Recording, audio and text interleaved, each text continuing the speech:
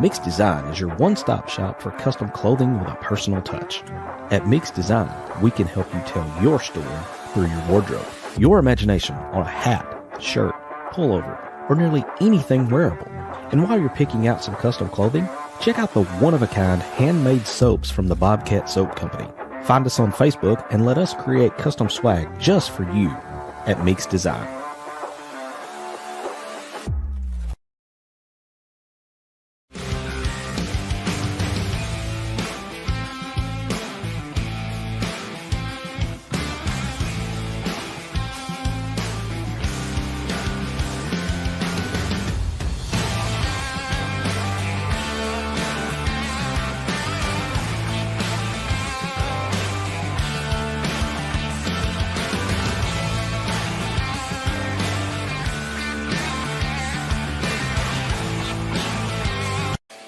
Hey Hog fanatics, we at Inside The Hawg Pen are thrilled to announce that SeatGeek is now a sponsor.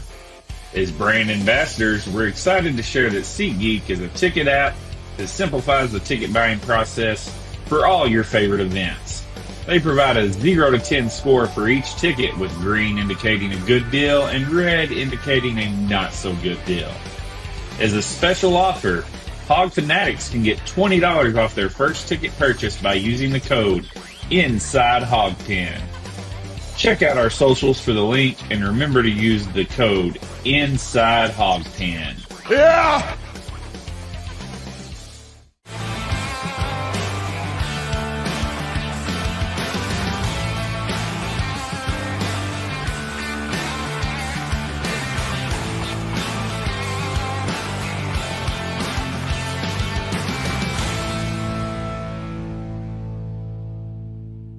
The following program is rated TV MAL. It contains strong language and is intended only for mature audiences. This is where the fun begins. What is up, everybody? But we've seen this movie before. What's Sam Pittman known for? I don't know. Yeah, exactly. Is the Arkansas athletic program cursed? But you never know what the loudest mouth in the fan base and his wild band of misfits are going to say. I have a river of Kool-Aid for basketball. It's time to step inside the Hawg Pen with your hosts, Razorback Zach and Marcus MC Carl.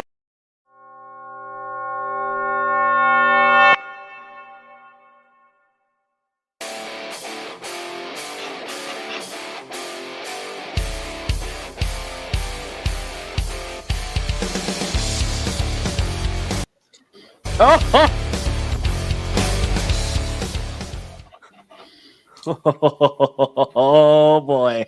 What's up, everybody, and welcome to Inside the Hawg Pen, the first episode of 2025, and your boy's back in the pen. I couldn't be happier. As you can see, we've got some new stuff going on. Got a new sponsor, got a big announcement, but before we do all of that and jump into the meat of our show and get into the big announcement, but I got to introduce the rest of the crew because it's not just me up here. To my left, right, north, south, whatever direction you're watching the show or listening to the show from, it is my boy, my co-host, my counterpart, co-pilot, whatever title you want to put with it. But he is the glue, professionally proven, the glue that holds the whole damn thing together. My boy, Marcus MC Carlton, hold it down in the NEA Hawg Pen. And from just up the street from the Central Arkansas Hawg Pen, deep in the confines of the Sideline Radio Network compound, is our new executive producer, D-Mad, Dylan Madden. What's up, y'all? Happy New Year, fellas. Couldn't have came out of 2024 with a better thing than a win. There you go. Yes, sir. Gotta give credit where credit's due, man. We're going to get to all that. But we got a couple of announcements to make. Number one is we've got to welcome our brand new sponsor, Seven Oaks Steakhouse in the heart of historic downtown Conway. Now, D-Mad has eaten there. He's gotten the ribeye. I've had some soup. And MC, dude, I got to get there. You got to come down because they've got some of the best cuts of meat you could find. It's in the heart of historic downtown Conway, too. All right. So we want to welcome them on board. We look forward to working with them. We may be doing a live remote from Seven Oaks. You don't know yet. They've got a lot of things going. Next thing, D-Man, hit that birthday music.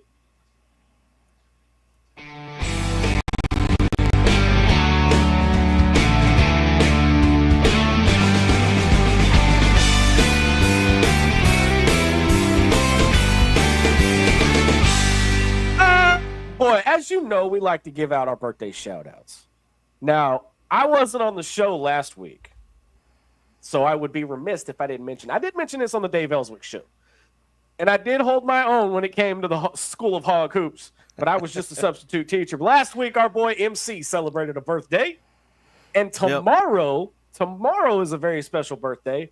My favorite big sister in the whole wide world has a birthday tomorrow. So happy birthday, Sarah. My big sister, y'all give her some love, show her some love, some love, and give her a shout out. All right, MC, are you ready to? Are we ready to unveil? Man, we have teased this, man. Let's rip this thing open like it's a Hulk Hogan T-shirt. I've been waiting. All right, so as most of you know, we have been teasing the new era of ITHP, and we can now officially announce it with this. Play that promo, D-Mad. Are you craving Razorback sports talk with no fluff or agendas? Just the honest truth about Razorback sports? Then it's time to step inside the Hog Pen. Here, it's hog talk for the fans, by the fans. So if you're looking for an unfiltered, fan-driven perspective on all things Razorbacks, then it's time to open the gate and join me, Razorback Zach, inside the Hog Pen. Tune in Fridays at 10 a.m. and get ready for some straightforward sports talk inside the Hog Pen. That's right. I can now officially announce Inside the Hog Pen is on the radio. But here's the thing. The OG show's not going anywhere. And if you missed tonight's show, you can check it out on the weekends. Now, where can you find the radio show? 101.1 FM The Answer. 10 a.m. following Dave Ellswick. Oh, I'm so excited. It starts next week, 10 a.m. Oh, boy, it's going to be fun. I'm going to have a whole mess. It's going to be so much fun. I'm excited. And I have worked, like I said, I will give credit where credit is due. It was not just me that got that to happen. It's an 8-year journey, and I've got my boy here to help me out that's got me this far. All of us here at ITHP have put in the work. So I'm just the face that runs the place, and I could not be more excited. But the podcast isn't going anywhere. That's the OG show for those of you that are asking. The OG show is tonight's show, the live show. But man, I'm excited. I'm really excited. It's gonna be a lot of fun, and I gotta thank everybody at 101.1 FM The Answer for giving me the chance to do this. Got a big shout out to our sponsor, Seven Oaks Steakhouse, and all of us here at ITHP. You guys are great. But what do you say we get into this mess? Let's do it, baby. Let's do it. Okay. So we're going to start with our football wrap-up. Okay. I got it. Damn it, D-Man. I got to eat more crow because of you. Louder! Oh, stop it. Put your finger down. Oh, man. Oh, man. We all got a little crow. We all got a little crow to eat when it comes to football. But wait. I have to eat the biggest crow because I even went on Dave's show and said we didn't have a chance. Because I thought we didn't. Hey, where has this team been all year? Well, I mean, look, it's got me so flustered that I can't even really speak about it. You got to give credit to this coaching staff. And for me to be the one to sit here and say this is a big deal, because if you've watched our show or listened to the podcast at all, y'all know I ain't the biggest Sam Pittman fan in the world. But you a Sam Pittman fan? No. the way that this staff pulled it together after losing what felt like about a third of the roster, either to opt-outs or to the portal or whatever, to bring these guys in and not just to win the game, but to pretty much dominate the entire game. I mean, you gotta give hats off, man. Gotta tip the hat and say respect. Yeah, okay, but I'm gonna play devil's advocate here for a second. That's what we do. How much of this was Sam, and how much of this was Bobby and T. Will? Well, that's a really good question, because not to knock Sam on anything, but if you guys remember, right after the Missouri game, he had his hip replacement surgery. So he was in recovery mode for quite a while. Now, I will say this, good coaches, and I had a coaching buddy of mine tell me this, good coaches know exactly who to delegate to and how much to delegate. So when you have somebody like a Bobby Petrino sitting there that has been in the big chair and has been in the big chair here and has had big-time success, you feel like you're leaving it in good hands. T-Will is no slouch either. T-Will's got, he's got his side of the ball he's taking care of. Coach Petrino was taking care of the offensive side of the ball. I mean, I'll be honest with you, man. I wasn't even going to watch the bowl game. And I was at Silver Dollar City in Branson. We did a little family vacation at Christmas, and my phone starts blowing up 7-3, 14-3, 21-3. And at 21-3, I'm like, okay, I got to turn it on and see what's going on here, because I'm like you, where in the heck has this offense been? And I turn it on and get caught up through the key plays, and it's just like, wow. I mean, kudos to those second and third teamers that had set back all year and waited for their opportunity, because they took advantage when the opportunity was presented to them. Well, but you've also got to think, too, I mean, these kids, the ones that played, wanted to play. They wanted their shot. Yeah. Now, what I hate the most was the fact that our best wide receiver freaking portal. Yeah. And I apologize about the way I sound. My allergies have completely kicked my butt. 3 catches, 137 yards, a touchdown, the longest pass touchdown in school history, the longest one in Liberty Bowl history, and he passed his way right into the portal. We are now 4-3 in the Liberty Bowl. We have the most appearances. 39-26 was your final. And honestly, it wasn't even really that close. No. Got a question for y'all. Bring it. So I don't know if anybody realizes this, but Taylor Green had a monster day. He did. Had a very monster game. He had a monster game. However, everybody talks about his completion percentage. He was 11 for 21. That's still barely 50%. So he had a monster day on 11 completions. Yeah. Is that a problem or is that not a problem? I'm going to let y'all have it. Oh, man, that's a good one. I mean, you had 11 completions, but you had, 347 yards and 3 touchdowns? 4? I'll get the actual stats. Give me 1 second. I know I'm pretty sure he had at least 3, and then he had 1 on the ground. So, golly, man, that's a tough one. Okay, well, here's the thing. I don't want to pump any sunshine like some people we know. But I don't want to be a negative Nancy either. I don't know how to approach this. I want to be cautiously optimistic. Mm-hmm. In the grand scheme of things, I want to be cautiously optimistic because we've seen this out of Taylor Green before. Not quite to this level of performance, right? But we've seen it before. So my thing is, and we've said it for 13 straight weeks, consistency, consistency, consistency. It's a key word here. All right, when you're dealing with a quarterback, that's what you want to see. Is you want to see consistency. Okay, so I got the stats here. Okay. One stat that I just kind of went wow to is, I mean, you had 11 completions, so I don't know how wowed you can be by this, but he had 11 completions to 4 receivers. Usually that list is at least like 7 or 8 players long. He was 11 for 21 for 341, 2 touchdowns, no interceptions. He had 15 carries for 81 yards. And he had a touchdown on the ground too. Yes, The first touchdown was him on the option keeper. That's correct. So here's something else we have to take into consideration with this. Not taken away from his monster game, not taken away from the wide receiver taking a slant pass and going 94 yards. Do y'all know where Texas Tech's team defense ranked nationally? Weren't they towards the top? They were 125th. Okay, so I was completely wrong. you kind of take that into consideration a little bit, I think. It does not take away from the accomplishment. But, if you've got guys out there playing what I like to call bullfighter defense, where they're just kind of showing the little tarp over here to the light and going, "Ole," and letting them run right by, makes a little easier to rack up the numbers. But it does. But at the same time, I mean, you still got to execute. There's life at the end of the tunnel.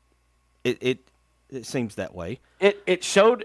Now again, I'm not the biggest Taylen Green fan, but I'm not his worst critic either. It showed. I mean, I was impressed with what I saw against Texas Tech. But again, like you said, their defense was towards the bottom. I had no expectations going into that game. I expected to lose by somewhere between 17 to 21 points. I expected a 38-17 top score, Texas Tech winning. I could not have been more wrong. I had a blowout. Oh, Texas I did too. Tech had 8 wins that year too, this year, to our 6 wins in the regular season. Yeah. So they were actually up there in the Big 12 rankings too. Yeah, but look who's in the Big 12. Hey, don't be knocking the Big 12 now, man. Arizona State should still be playing, but that's another story for another day. Oh, we're gonna get into that. Oh, look, I'm gonna take it now. All right, Georgia loses, Bama loses, everybody wins. So, I got to ask this in regards to the game. Okay, are we going to talk about him? Number 0, Mr. Hokey Pokey. I'm in the portal. I'm out of the portal. I'm left foot in, left foot out. Do we have to? I mean, here's my okay. I said this on the show last week. I said this on Dave last week, day after Christmas. Yeah. Here's the thing. Make up your mind. If either you're in or out. Here sorry. Here's my issue with it. Don't go on Twitter and be all schmoozy and kiss the coach's butt. All right? Just don't. Oh, I love Coach Pittman. I got my perspective back. Just put on there, hey, the check cleared. I'm here to play. Well, and I'm not trying to be hateful about it though, MC. But in this day and age, there is zero loyalty to the program. The loyalty is to the bag. And we've seen that. And it's not just Arkansas. It's across the board. You had guys opting out of playoff games so they could hit the portal. It happened pretty much every playoff team. But 20 carries for 50 yards in the Liberty Bowl is not going to secure you a big bag. 20 carries. 50 yards is all he got. And he carried the ball 20 times. 20. No. That's not even 3 yards a carry. So, maybe if he had not been doing the hokey pokey with the transfer portal and practicing a little more, he might have had more than 50 yards. I'm just saying. So, with that being said, I want to take a moment, and we're going to do a little bit of an extended show tonight because we're so late, and I understand that. What was the biggest disappointment in the SEC this year? Or should I say, who was the biggest disappointment? And D-Man, we'll pull you in here. It's got to be Bama. You go in, you beat Georgia after Georgia storms back on you, and then you absolutely just break their hearts and beat them, and then you just get absolutely decimated in your bowl game. It's got to be Bama. That was so beautiful. By the way. And not only did they get decimated, they got decimated by a mediocre Michigan team. They made Michigan look like a national championship team. I'm not even going to lie. Hey, I'll say this, man. Give kudos to that staff at Michigan, because you think about it, man. Their last 2 games, look at what they did. They beat Ohio State in the horseshoe, and then went to a bowl game and beat Alabama. But check this out. January 1st, 2024, Michigan beat Alabama in their bowl game. Yeah. December 31st, 2024, Michigan beat Bama in their bowl game. Yeah, they bookended 2024 with wins over Bama. It doesn't get any more storybook than that. But here's the thing about this, okay? All 4 of the top 4 teams that got bye weeks in the playoff are gone. Yep. All 4. They're sitting right over here in the recliner. 0-4, dude. Yeah. And I'm sorry, that non-call on that targeting play for Texas and Arizona State, Oh, Man. I lost my mind. Well, and if you were on social media at all, every social media platform was losing their mind over it, and it was everybody across the board. I mean, it was big name guys, it was regular fans like us, because we've all seen games where less contact has been called targeting. So, if we can't figure out what targeting is, just take the rule out and have it and bring back the Kanoy Kennedy and Tony Bua style hits. Because there's no consistency. There is absolutely zero consistency to the targeting rule the way it's enforced right now. Well, but at the same time, I mean, I still give props to Arizona State. Coming back from 16 down? Yeah, 16, they were down 16. Down? I mean, Scatterboo, that's a hell of a name, isn't it? That is, man. And to be a running back on top of it, that's just, I mean... that's fairy tale stuff, man. you gotta think that was a heartbreaking interception in overtime. Yeah, and I hate to do it, but I got to give credit to the defensive back for Texas, man. He made a heck of a play. You couldn't pay me enough to give credit to anything. He made a heck of a play. The play call was not bad. The receiver was not out of position. I didn't think it was that badly thrown ball. He could have. He could have put it a little more to the outside. I was going to say he floated that just a little too much. But let me ask you guys this while we're talking about this game: what did you guys think of the call when Texas had the 4th down, and it was score or the game's over, and it's 4th and 13, and Arizona State chooses to send the house? To me, that was. I did not hate the call, but it felt like a gamble. To me, it felt like it was the coach saying, all right, boys, we're going all in right here. We're pushing all the chips to the center of the table. And when you send the house, if you don't get there, chances are receiver's going to be open somewhere because one-on-one can only cover for so long. And then when your safety is out of position like the Arizona State safety was, he was way late getting back to recover. And I kind of felt like when Texas scored right there, I was kind of like, ooh, dang. That may steal every bit of the momentum. But, I would have liked to have seen, if this was Arkansas in place of Arizona State, I would have rather dropped back in coverage and played conservative and be like, keep everything in front of us. And maybe, you can give them up to 12.5. Just don't give up 13. Well, Arkansas special teams would have given up 15 at that point. Well, I mean, yeah, that's this is they'd have given a house up.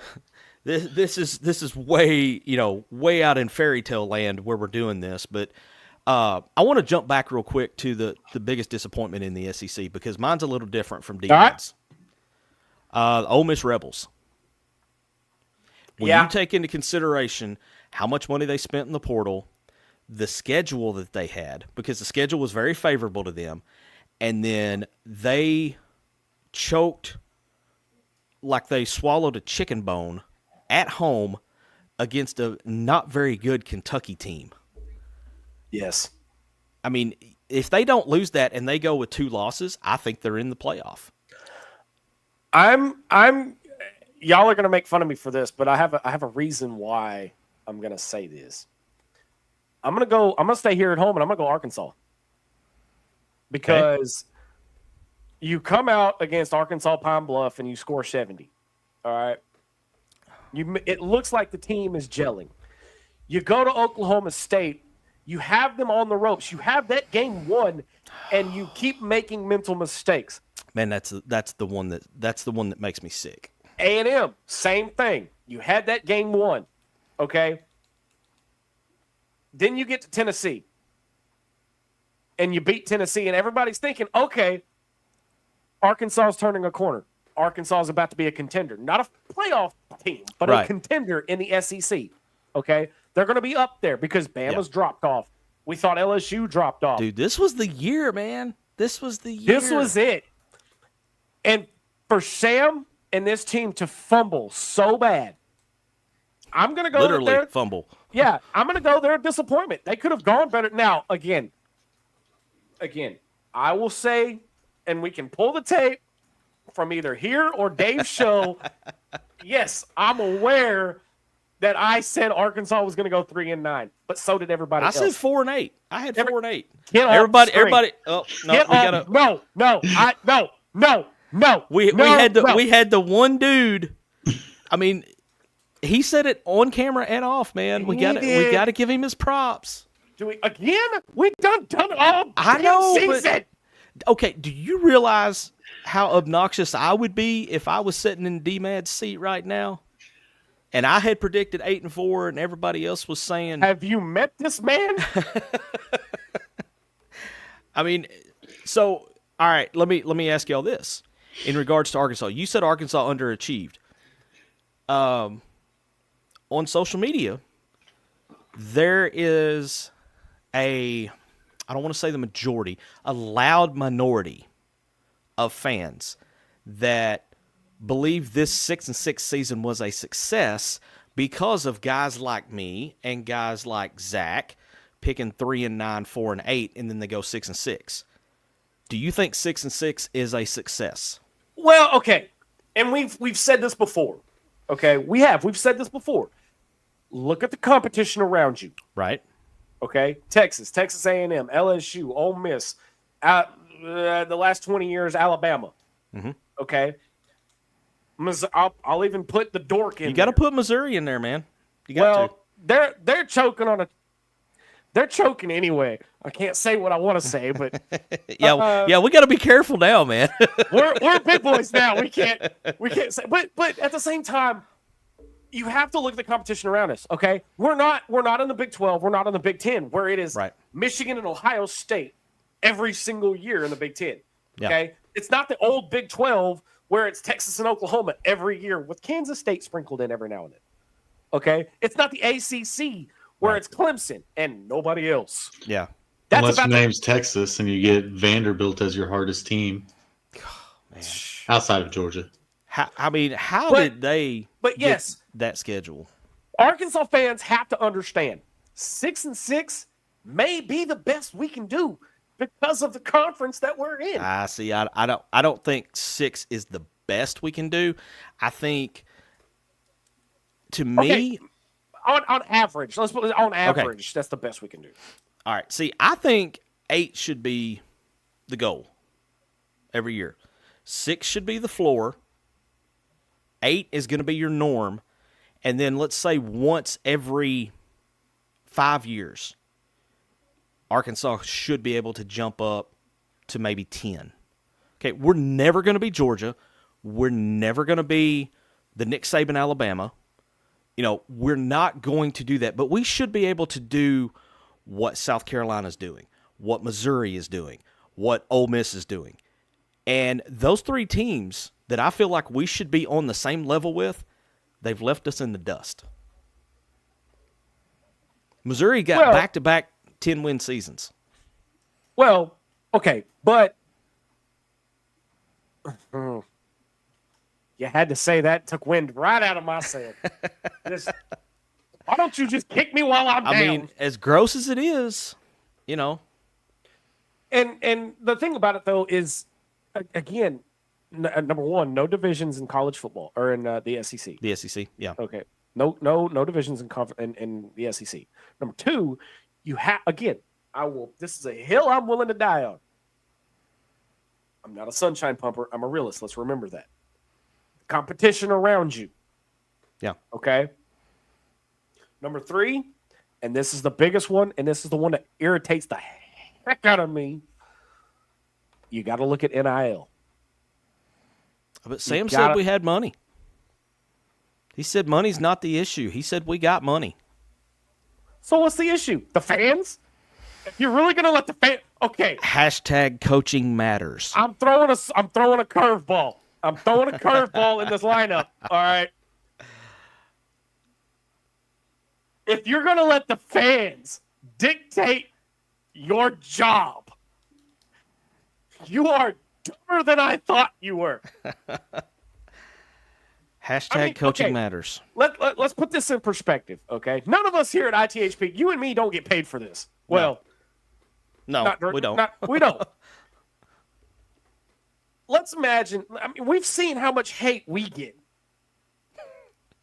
If you've been in any of the Facebook hog groups, you've seen the hate that comes after me. We see the hate that we get.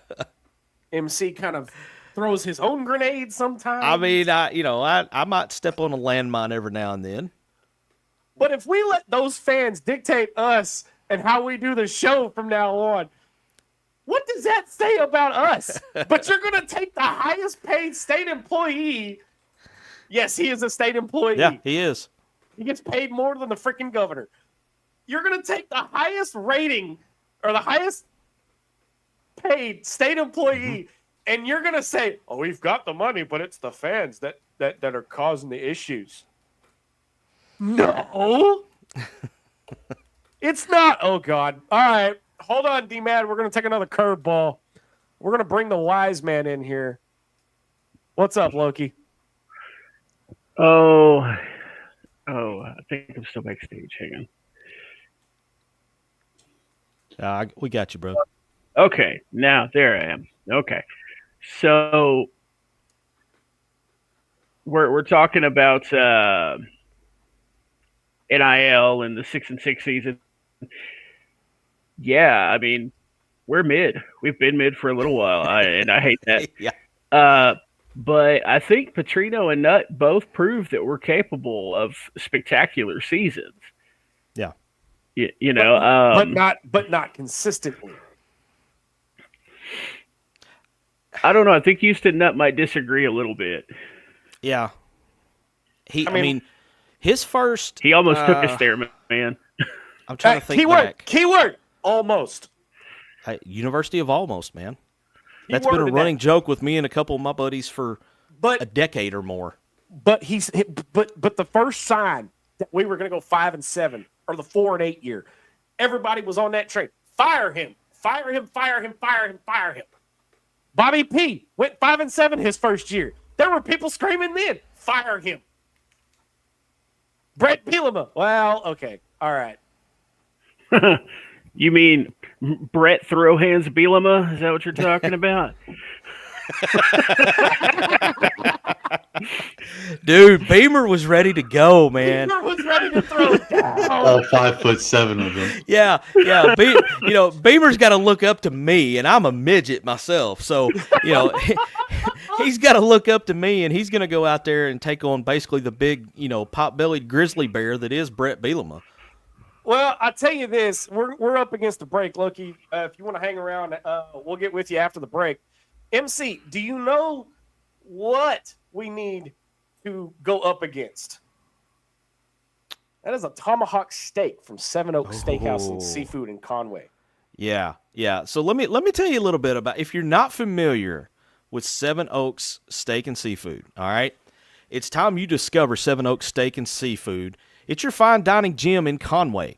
Now, the name, they're honoring the Cherokee Nation. Seven Oaks offers a very unique dining experience. They source the best local ingredients for their farm-to-table menu, okay? You can't get any more fresh than from the farm right to the table. From succulent seafood to perfectly grilled steaks and beyond, there's something for everybody on the menu there. The atmosphere is ideal for any event. You can have intimate dinners. You can have business meetings. Experience quality, flavor, and tradition with each dish. Come down to Seven Oaks Steak and Seafood in Conway, where quality meets tradition. Indulge in your next culinary adventure with Seven Oaks Steak and Seafood in Conway. I'm telling you right now, Dane, you can go to Texas Roadhouse. You can go to Logan's, you can go to Colton's, you can go to any other steakhouse. What you're not going to get is the quality. Yeah, from the farm to table. That's what's going to pull me in. The fact that it's fresh, it's local, and they do breakfast too. They have a breakfast. They have a brunch. They have a brunch. Yeah, I'm gonna have to get a trip down to Conway very soon. We're open on February 1st. We have an open date on February 1st. There's a big game that night. There is. Who are we playing that night? I wonder. Yeah, I can't call them what I want to call them now, but we'll call them the Big Blue Babies. All right, we're going to step away and pay some bills on the other side of the break. MC School of Hog Hoops. SEC hoops are on the horizon. You're listening to Inside the Hog Pen on the Sideline Radio Network. Back right after this.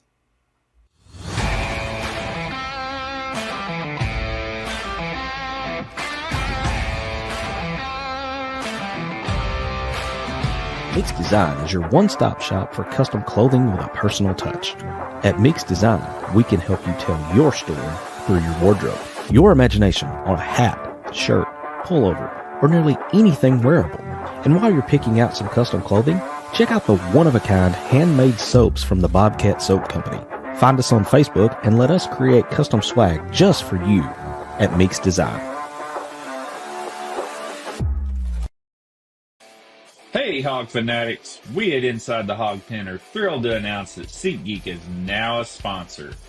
As brand ambassadors, we're excited to share that SeatGeek is a ticket app that simplifies the ticket buying process for all your favorite events.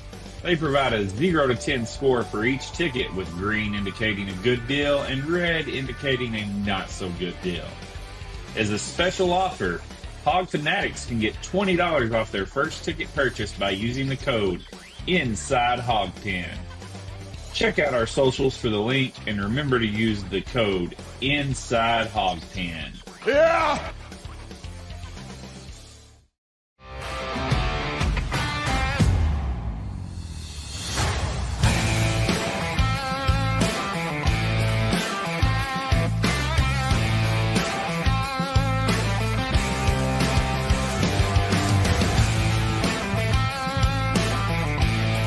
It's time to step back inside the Hog Pen to the Mix Design Studios.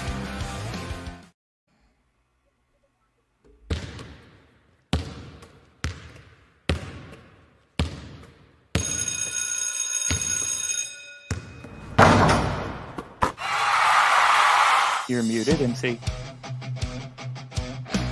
He's so excited. I'm He's so muted. damn excited. I forgot to unmute my mic. I have a river of Kool-Aid for basketball.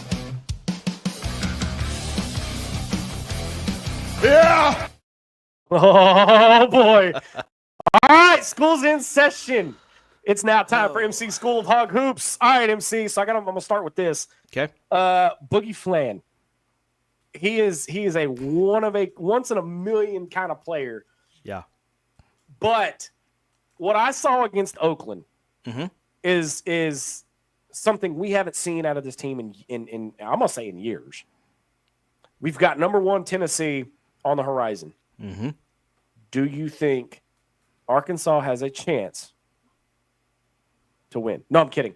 Are we going to go 0-3 in the SEC? Are we going to struggle out of the gate? I mean, what do you think? Tell me your thoughts there, big man. All right, so let me talk a little bit about Boogie Flan, and then we'll get into SEC play. Y'all enjoy Boogie Flan this year because that man's going to be a lottery pick. If he continues to play the way he's played to this point, the man will be a lottery pick, and he will be moving on and making a lot more money in the NBA than he's making in NIL right now, and I think he's doing pretty stinking good in the NIL department. Okay, SEC ball. It is going to be a grind. If you have not looked at the top 25, I mean, it's about like looking at a top 25 for college baseball. It's just littered with SEC teams everywhere. You've got Tennessee at number 1, Florida's at number 6, the Big Blue Babies are at number 10. Overrated. Ole Miss is at 24, Mississippi State is at 17, Auburn's at number 2, Oklahoma at 12, Alabama at 5, Texas A&M at 13. I mean, good Lord, it's like I think 13 of the 16 teams in the conference are ranked, or maybe 12, but something's got to give. All these teams can't keep winning. You know, right now you've got a Georgia team that is not ranked in the top 25, and they're 12-1. I mean, it's just unreal. South Carolina, same thing, not ranked in the top 25, sitting at 10-3. Okay, Vanderbilt. But let me ask you this, MC, and I don't mean to interrupt, but let me ask you this. You've got these two teams in Georgia and South Carolina with like 1 to 3 losses, right? Yeah. does strength of schedule play have more of an impact on basketball than, say, baseball or football when it comes to the rankings? Does that play more of a factor in it? We'll pull D-Mad in here, and I know Loki's got some more he wants to add here in just a second, but I want to pull you and D-Mad in here because, to me, it's one of those things where, you know, there was 1 year, I guess it was a few years ago, where Arkansas was like undefeated in non-conference, but we weren't ranked. Yeah, because it was the type of teams that we were playing. Right. So I'm gonna pull South Carolina's schedule up. So D-Mad, give us your take on it, and I'm gonna pull South Carolina's schedule up to see who they've played to this point. Well, I'm going to have to defer to old Coach Cal here. Ooh. Ooh. Yeah. That about sums it up in regards to SEC play this year. That was literally his question, or like his answer from Scott Van Pelt asking him about the SEC schedule. Literally his question. Yeah. No, I kind of did some deep diving this week on the basketball teams in the SEC. There's 16 basketball teams. We have 1, 2, 3, 4, 5, 6, 7, 8, 9, 10 of them are ranked in the top 25. Yeah. I think there was a graphic that came out. It was in like mid-December that the SEC lost like 5 games in the month of November. In the month of December, yeah. But something like 35-5 or something. Yeah. I mean, it was something ridiculous. And I've just been going all the way through like all these teams' schedules and just looking at who they've beat. I've seen beat North Carolina 3 times across, I think it's 8 teams that I've looked at so far. Beat Miami across about 4 teams. That's actually only 2 teams, but there's a beat Memphis. I mean, there's a lot of teams that are beating like some powerhouse teams, some historic teams, and it's one of the. That's kind of how it looks right now. That's about all you can say is woo. But you're right. I don't have a lot of faith when it comes into the Texas A&Ms and the Mississippi States, just because like they don't really have the horses that everybody else has. They have the good luck of having a fortunate schedule, and I mean even with Mississippi State, they beat Memphis and they beat Pitt, which were 2 ranked teams at the time. And then you got Oklahoma, and these names might not sound very prevalent to anybody else, but they beat Providence, they beat Arizona, and guess what? They beat Michigan. I mean, there's good teams being beat in the SEC. It's almost looking like the time when Arkansas was competing with Kentucky, with Bobby Portis and all them, because there was really good coaching going on, and the SEC's got really good coaching right now. Yeah, it is. It may be the deepest set of coaches that we've seen on the basketball side. Time. Yeah.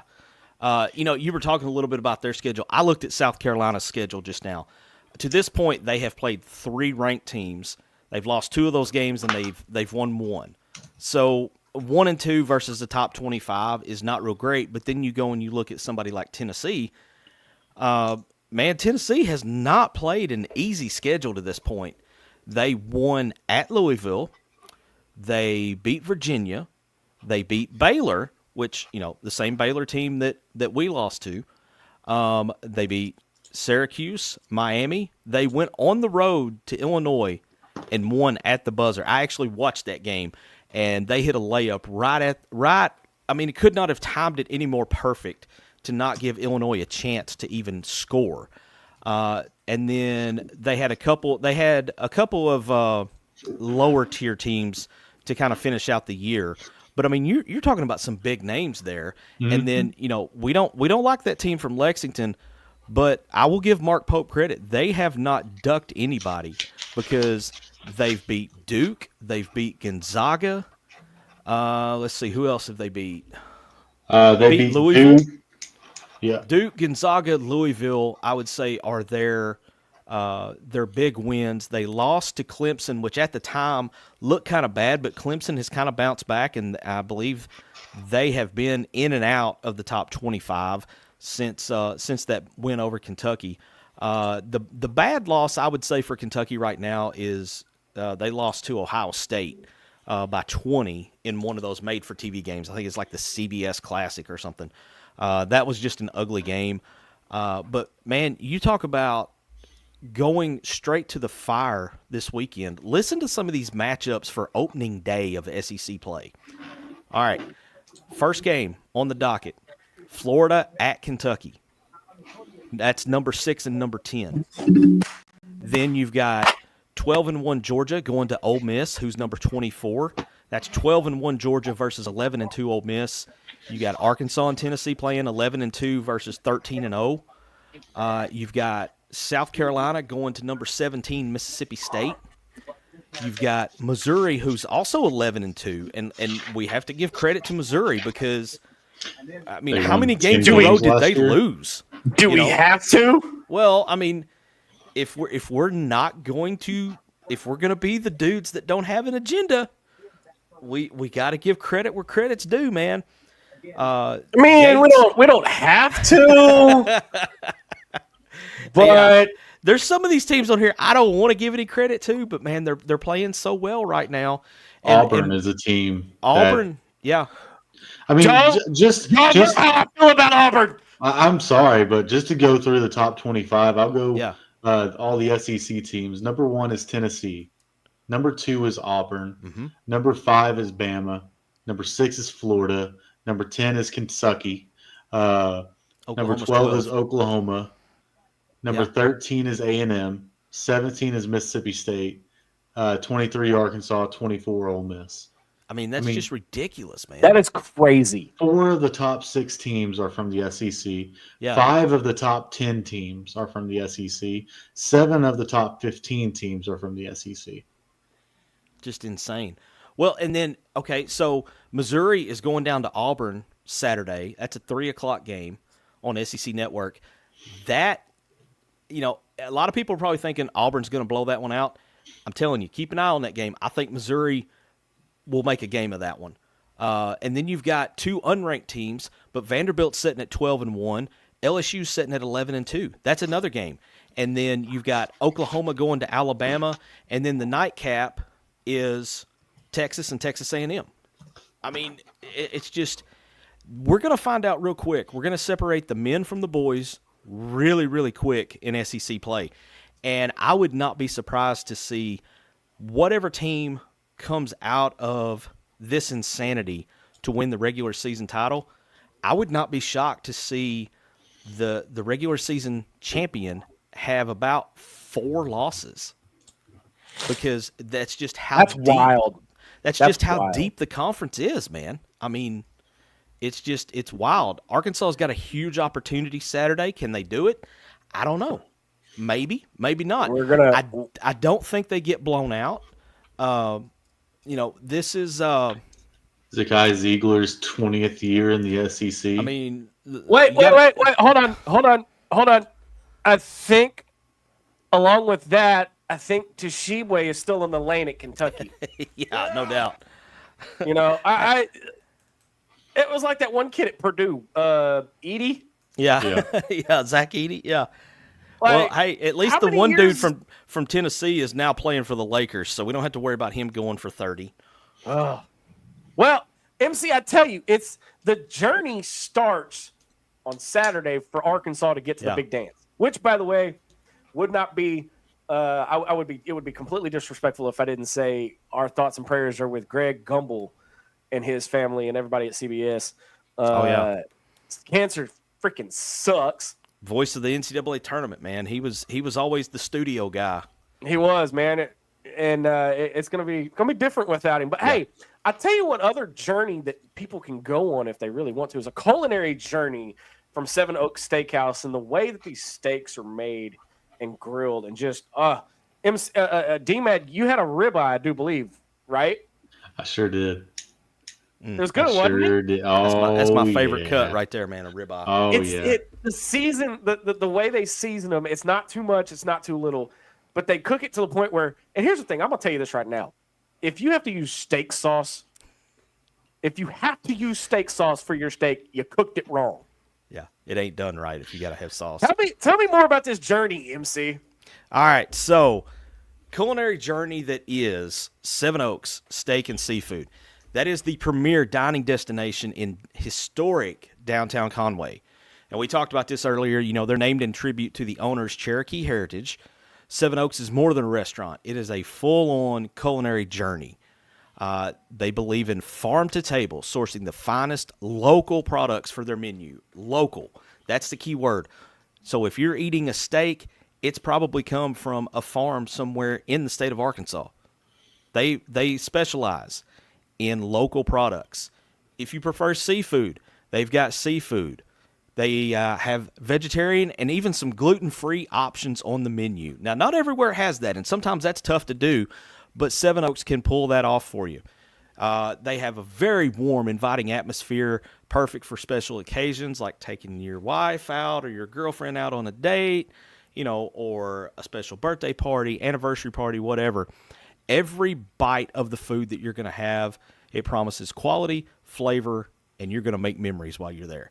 Seven Oaks Steak and Seafood. Every meal there, you can consider it a celebration. Historic downtown Conway. I'm telling you, I got to get down there because all this talk about tomahawks and ribeyes and seafood is just making me hungry. Wait, they have a tomahawk? Man. Yeah, they got a tomahawk. Sorry, I'm...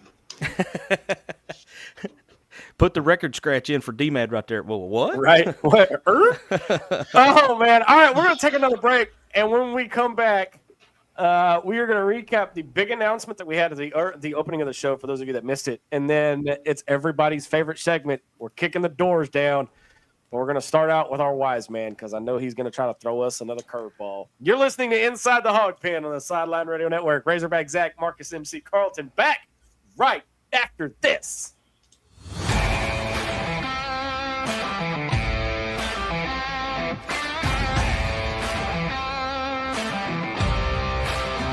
Mix Design is your one-stop shop for custom clothing with a personal touch. At Mix Design, we can help you tell your story through your wardrobe. Your imagination on a hat, shirt, pullover, or nearly anything wearable. And while you're picking out some custom clothing, check out the one-of-a-kind handmade soaps from the Bobcat Soap Company. Find us on Facebook and let us create custom swag just for you at Mix Design. Hey, Hog fanatics! We at Inside the Hawg Pen are thrilled to announce that SeatGeek is now a sponsor. As brand ambassadors, we're excited to share that SeatGeek is a ticket app that simplifies the ticket buying process for all your favorite events. They provide a 0 to 10 score for each ticket, with green indicating a good deal and red indicating a not so good deal. As a special offer, Hog fanatics can get $20 off their first ticket purchase by using the code INSIDEHOGPEN. Check out our socials for the link and remember to use the code INSIDEHOGPEN. Yeah!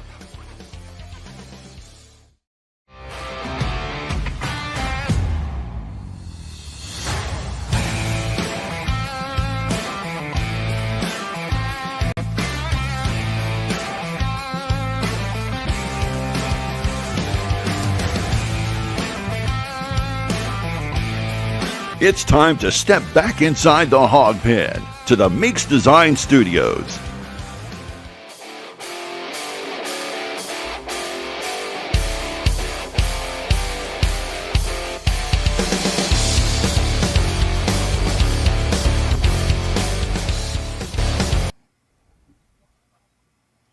All right, welcome back to Inside the Hawg Pen on the Sideline Radio Network.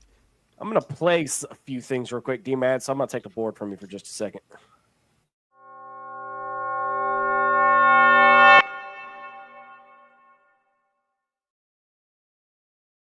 That's right. The new era is here. Now, what exactly is the new era? Take a listen. Are you craving Razorback sports talk with no fluff or agendas? Just the honest truth about Razorback sports? Then it's time to step inside the Hog Pen. Here, it's hog talk for the fans, by the fans. So if you're looking for an unfiltered, fan-driven perspective on all things Razorbacks, then it's time to open the gate and join me, Razorback Zach, inside the Hog Pen. Tune in Fridays at 10 a.m. and get ready for some straightforward sports talk inside the Hog Pen. That's right. If you missed it at the top of the show, Inside the Hog Pen is officially a radio show. 101.1 FM, The Answer, 10 a.m. Fridays, starting next week. It is official. Your boy's going to be on the radio. Big thank you to Seven Oaks Steakhouse in Conway, 912 Front Street in historic downtown Conway, for sponsoring that, as well as sponsoring this episode and all future episodes of Inside the Hog Pen, the podcast episode too. So big thank you to that. And MC, before the show, I got to give a shout out. Before the show, I got a text from my daughter, Chloe. And next week, there will be a hand-drawn painting of our logo hanging behind me on our podcast. This logo right here. Yes. That's awesome. I'm excited to see it. She is artistic, and I don't know where she got it from. Because I am so jealous of people with artistic talent because I can't draw a straight line with a ruler. She didn't get it from me. I can promise you that right now. She didn't get it from me. But we're going to bring Loki back in here, our wise man. And I know he's been chomping at the bit here. But Loki, what you got, man? Talk to us. Okay, there we go. Sorry, it took me a second. I was thinking about those steaks from our new sponsor. But all right, so is this Hog Tua? Is this where we spit opinions and tear down walls? And... Yeah, let me hold on just a second. You just got to spit on that thing. So I know you did not just. Oh my God.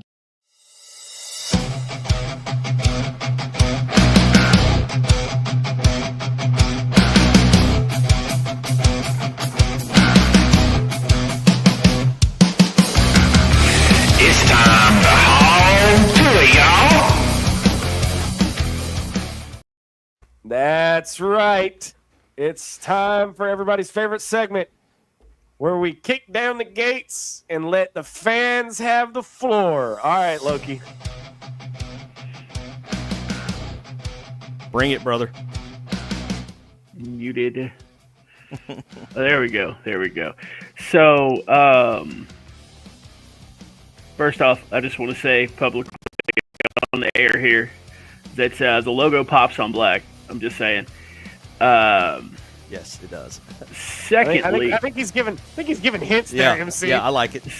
Secondly, as far as hog hoops, I think if there was a time for us to really step up, if you look at the top 25, there's a lot of low-ranked perennials, and there's even a blue blood or two that aren't even there. Where's North Carolina? So I mean, if we're going to step up, now is that time. Who is in the Big 12? OSU, who handed us I can't say that because we have a good sponsor now. Now here's your curveball, and this is designed to get the fans talking. We have so many people out there right now that are openly defending Pitt, that are openly defending 6-6 and that mediocrity, and these are the same people that want to fire Neighbors. What's wrong with that? Oh, hammer meets nail. Holy yes. crap! Yes, hammer meets nail right Razorback there. Sports talk with no. Oh it my just goodness! broke the board. I meant to hit the louder button. Okay, did anybody else see that cruise missile coming in? Because I did not see that. But it definitely hit the target.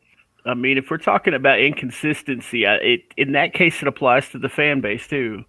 You know, I mean, yeah. Well, the entire fan base, and I'm including myself in this because I am a fan first. We've never been known for stability, so. And I'm putting myself right at seat A, row 1. Okay, I'm right there. So, yes, I can say that. I broke him.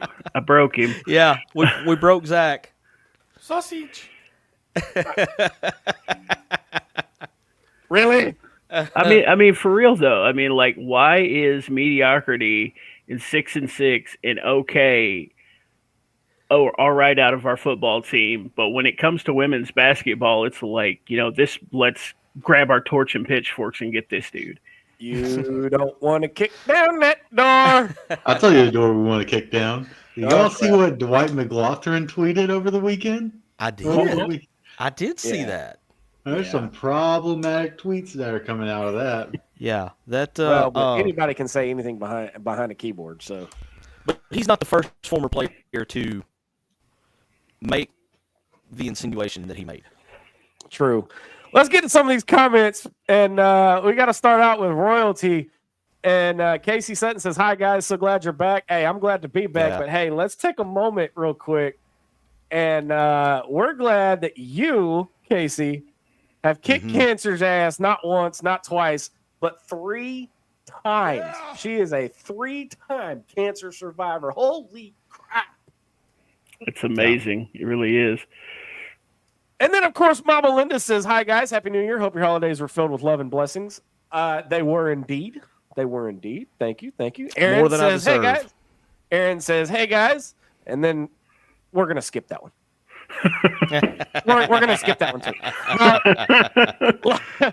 Loki says, "What?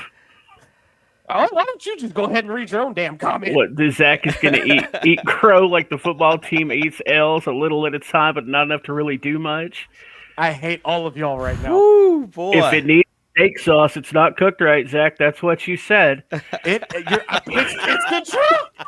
Oh, Does that apply for eating crow as well? Because I got to eat some of it too. So I mean, you could have them cook it up for you at Seven Oaks Steakhouse. There and you seafood. go. Yeah. I really don't like you right now. I think I don't know, but I've had to talk to James about this. They should be serving some type of duck soon, I'm guessing. Very nice. I like duck. I like duck. I've had duck. I like it. Once again, Loki comes in and says, "You're a whole mess, but that's why we like you." I am the wise man, and this is a live mic. But I don't know about that. Aaron says, "Bro, what? Congratulations. I'm so proud of you." Thank you, Aaron. But, hey, it was a team effort that got us there. And it's the guys behind the scenes, not just me, that deserve more of the credit than me. They make me look good. So, well, I mean, and not to mention, we couldn't have done it without all of you. If you hadn't been here supporting us this whole ride, there we go. We wouldn't be where we are today. Yeah. 8 years, baby. Casey Sent says, "Congrats, Zach." Mama Linda says, "We look pretty good, but those unnames performed against. But can these unnames perform against the SEC offense and defense?" Talking about the ones in the bowl game. Yeah. Well, obviously not, because our best wide receiver from that game left to go to the portal. So, did y'all see the meme that was making the rounds right after he had that big game in the Liberty Bowl, and it was just a picture of this guy who was dressed, like he's dressed like a pimp, and he had folded over a couple $100 bills, and it said Lane Kiffin after the Liberty Bowl to Desmond James, standing there waiting on him as he comes out the locker room, and depending on where he ends up, that may not be too far from the truth. Oh boy. No, but yeah, no, she's got a point. Mama Linda's got a point. Yeah. Can they hold up against an SEC offense and defense? Yeah. Loki again. God dang it. Hey, I got to keep the comments section going. You do, and you do a good job of it. Biggest SEC disappointment: either A&M letting the championship slip through their fingers. Ooh, I forgot about that. Yeah. Or the fall of Darth Mizzou. At least Bama has the excuse of Saban retiring. Here's the problem with Bama: they're going to milk that excuse for everything it's worth. However, their biggest hold on, MC. Okay. Their biggest advocate in Paul Feinbaum put him on the hot seat. He already put Kalen DeBoer in the hot seat, which is stupid. Mm-hmm. I mean, here's the deal with Alabama. For the last 15 years, their expectations have been more inflated than any bill trying to get through Congress right now, okay? That's how inflated their expectations have been, because if they didn't win the national title, they thought it was a failure of a season. There is nothing wrong with going 9-4. The problem is when you've had the GOAT running things for 15 years or 20 years or whatever, however long he was there, and had multiple national titles in that run and was in the hunt for the title every single year, you have very inflated expectations. And there was watching a group of the Alabama fans that wanted him fired. Yeah. And watching them come crashing back down to earth like the Hindenburg is a joy to watch. Oh, yeah. Hey, I said it the other night. When Bama loses, we all win. Yeah, absolutely. Dan Yoakum says they enforce targeting when it benefits what they perceive is in the best interest of college football. Anything AKA TV ratings. Yep. Because Texas is going to pull more TV ratings than Arizona State will. I mean, let's face it, guys. It's about money and TV ratings. That's why Boise State lost. Did I say it? I said it, didn't I? I just, I don't want to harp on that targeting call, but that no call, but that was awful. Hey, did y'all see what that defensive lineman from Boise State said about his head coach at the end of the game? And his I did not. I didn't see that. Y'all want me to pull it up real quick? I got it ready to go if you want. If you got it, bring it. All right, got you. Hold on 1 second. First, I want to start off and say, "Oh, glory to Jesus Christ! He's the true champion." Coach D, you changed my life. You changed my life. I did not know God until I got to Boise State. Wow. I serve a true champion. Jesus Christ is the only true God. He died, rose from the dead 3 days later. That's the champion that I serve. And thank you, Coach D. Like, seriously, you changed my life. Do we want to say that Sam Pittman is touching our players' lives like that? Like, if you believe in that or not, but do you think Sam is going up to our players and having that profound of an impact? I mean, if you ask Braylon Russell, the immediate answer is no, because I have not seen anyone speak with the passion that guy spoke about. And, you hear about coaches, and we all get hung up, and I'm the world's worst about getting hung up on wins and losses and everything else. But, making a difference in these young men's lives, I mean, the Jesus thing for me is a huge deal. But if that's not your thing, the fact that he is making such a profound difference in this young man's life, to where he said several times, "Coach, you saved my life." Yeah. I mean, that is what, that's the purest of what coaching is supposed to be about. Yeah. And I believe that. Brandon Laughlin says Arkansas finish third in the conference next season. Ooh, that's bold. That's bold. Brandon, come on, that man. Sure is a hot take right there. That may be the hottest take of 2025 that we get. Yeah. Start off the year. Yeah. Start off the year. January 2nd. I'm all right with that. My boy Brad Staten says, "I hate misery. Misery loves company, though." Hey, I gotta give Zach credit. I'm gonna put a 1 in the air for Zach. Y'all ready for this? Okay.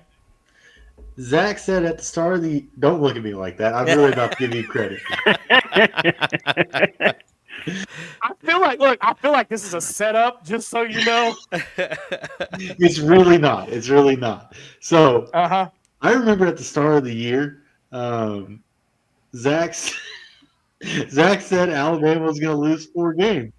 They lost. They lost. He did. Yep. I forgot about that. It's not all bad when I start interjecting. See, I mean, and if we're gonna be given credit here. Oh God! As far as that goes, I mean, like going back to the team building and the morale and having an impact on these young men's lives, I do have to give Pitt a little bit of credit. I mean, he got the team together for a family movie night. They all enjoyed Polar Express together, and they built a friendship, and they were together and happy. Oh, that joke is like the Jelly of the Month Club. It's the gift that keeps on giving. I just knew it was going to that. Halfway through it, I knew it was just a matter. Look, it's just a matter of time before that bomb dropped. But I didn't go with the I don't know. So Carolyn's got a good point, and she had a good comment on one of our posts a few days ago. She says, "I really wish the portals would close during their respective seasons." I agree. Here's the thing: I don't think the portals should be open. I got 2 points to this. I don't think the portals should be open until after the national championship game. The only problem with that is that it does not line up with the academic calendar. And yes, that's a joke. The whole student-athlete thing is a joke now. But if you don't open it up until, let's say, the end of January, if somebody decides they want to go on the portal, they've missed, if you're going to do that, I would rather, if you're going to close it during the regular season, which I agree with, don't open it until after spring ball at the end of the semester. So the thing is that the portal's actually not open during the season. It's just players will quit on their team. Yeah. They'll just take their name off of the roster. They'll forfeit their scholarship, and so then they'll just not do anything for the next 6 months or whatever. Mm-hmm. So that way they're not technically in the portal, but they are no longer on the roster. Yeah. Are you implying they'll come down with a mysterious knee injury? Yeah. Yeah, it's a bone bruise 1 week, and then it's a stretched ligament the next, and then it's, In the immortal words of DJ Williams, he had the worst tendonitis I've ever seen. Yes.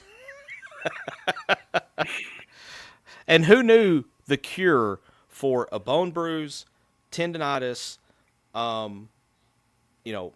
menstrual cramps, everything was all down at Oxford, Mississippi. Realtree Outdoors. That's all you need. That's all you need. Is your knee hurts? Realtree Outdoors. Wow, he actually said that. Brad Staten says, you know who else has good coaching? Arizona State football. Kenny Dillingham needs a 479 zip code. I'd be all right with that. You mean area code, Brad? I mean, I guess that's that Air Force side of you talking. And they say you Air Force people are supposed to be smart. Kenny Dillingham. That's a good point on Kenny Dillingham. That is a very good point. Trevor Kaiser says Happy New Year, ITHP. Happy New Year, Trev. And then of course my daughter chimes in here and says, "Hello, the painting is going good. Expect a little surprise." Oh God, there's a surprise on it. I'm scared. Right. Is it going to be a hand throwing up a 1? Is that what it's going to be? Don't help her. Don't antagonize her. I'm feeling a little left out here because we're getting the one up for Dylan. We're getting the one up for Zach. The only thing that's coming up for me right now is one of these. I don't know, MC. You've got that Kool-Aid River like the pink slime and Ghostbusters too. Hey, your time, MC. Your time is coming. All right. Yeah, so I hope so, man. Trevor says, I think everyone is still in the Chad era and are happy with a bowl game, toilet bowl. And the Bobby era is long and forgotten. Well, yeah, the Bobby era was like 10, 15 years ago now.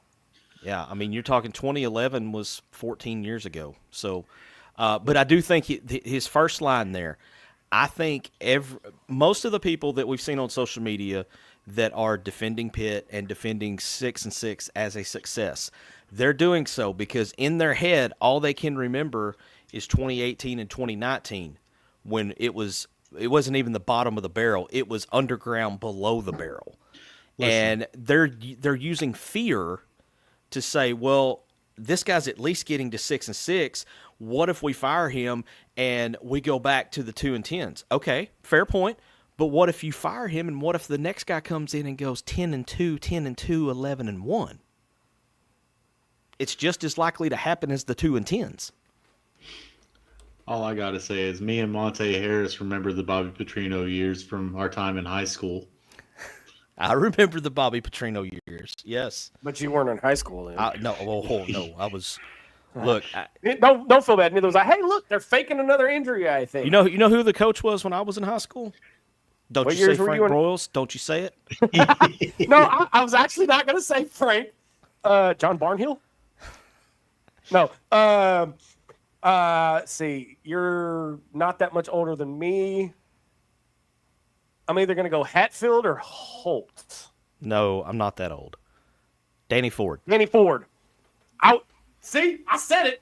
I was like, wait, no, Danny Ford? Yeah. Well, I mean, like, the fact that our measuring stick for success is based off of a coach who 2 years after leaving us was coaching high school football in Texas is not exactly, where we want to be. For the moon here, are we? Right? And then he went to the most successful school in Texas. Yeah, he proceeded to lose games there. Yeah, he crashed and burned. I believe Allen High School, was where he went, And if I remember correctly, they had a 65 game winning streak, 65 home game winning streak. Yeah. Kyler Murray, you ever heard of him? I hear he's good at Call of Duty. Wait, is he good at anything else? I thought he was just He's a decent baseball player. Also, Jonathan Williams, former running back for the Razorbacks from Allen High School. I believe Casey Dick is also from Allen, Texas. Yeah, I mean he was the head coach of that school for a year, and then he was an official analysis for South Florida and Clemson, and now he's a wide receiver coach in Texas State. We want to dig into it. I can find some Allen, Texas players. Oh, man. God, y'all. All right, we're going to play our promo one more time because the new era is here for Inside the Hawg Pen, and we could not be happier. We could not be prouder. So we're going to play our promo one more time before we get out.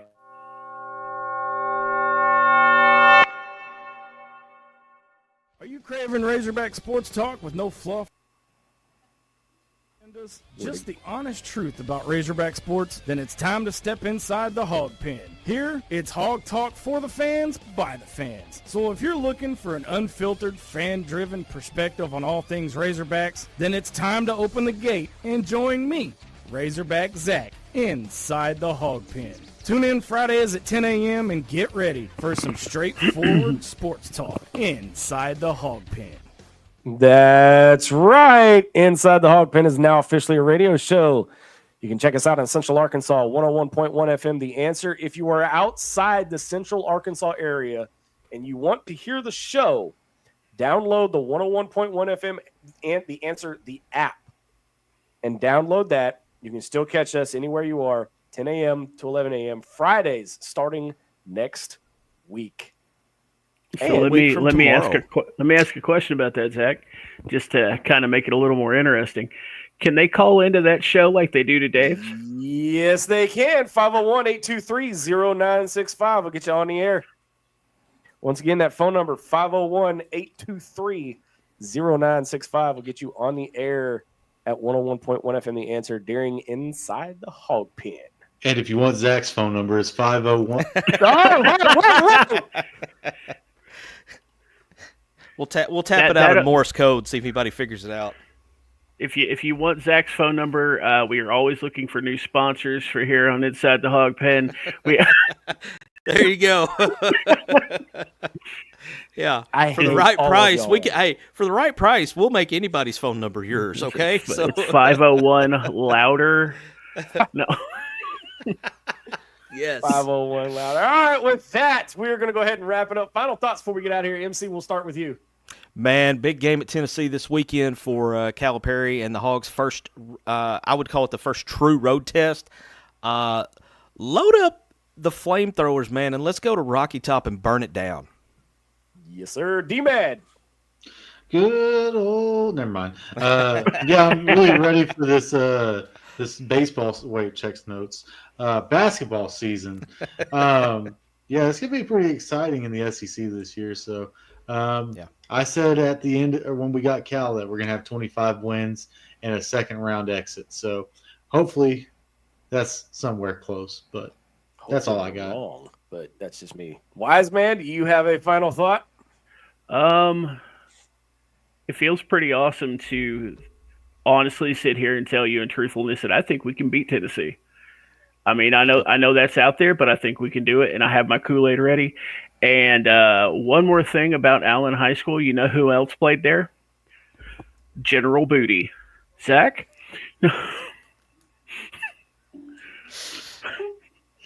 You ain't topping that one, dude. You might as well just say good night, drive home safe, because you're not topping that. That's too good. That's completely true, though. Ladies and gentlemen, you now see why we call him the wise man. There's another name I have for him, but I can't say it on the radio. Wait. We are not going to bypass the fact that he just dropped that right there at the end of the show. There's no freaking way. I don't even have a final thought now. My final thought is, Or are you too busy thinking about booty, General Booty? Is that what's going on here? Go Warhawks. We got him. All right, ladies and gentlemen, that's going to do it for us here tonight. Holy crap, we got off in the weeds, but it was so much fun. It's good to be back here in 2025. It is. And we've got, again, this is just the first of a lot of announcements and a lot of big things going on here at Inside the Hog Pen. And big thank you to everybody behind the scenes working. Yeah. And big thank you to the fans, man. 8 years. And this is just the beginning. So you guys strap into this rocket. It's about to take off. And I don't mean Jeff Bezos either. Oh, man. All right. That's going to do it for us. For Marcus MC Carlton, the wise man, Loki DeWitt, D-Mad, back in the Sideline Radio Network studios, keeping us on the rails, but off track. Yeah. I am Razorback Zach. Thank you to everybody that has been listening and been watching. Until next time, so long, everybody.